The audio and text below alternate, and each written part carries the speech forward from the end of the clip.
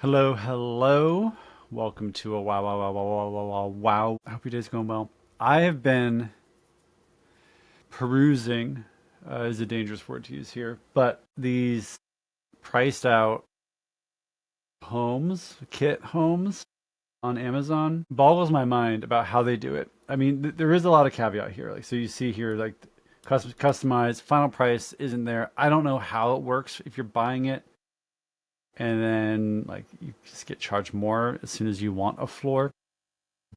Ability to order and get from Amazon an A-frame.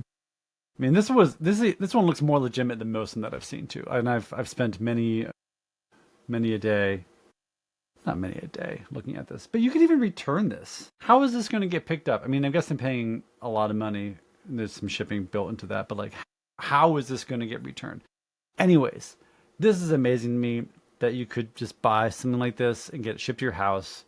I think that's really interesting. I think the idea that I'm intrigued by this is interesting and says a lot about what we come to expect or allow from our experiences with them. I don't know. Has anybody ever bought one of these? Does anyone have an experience with it? I would love to know.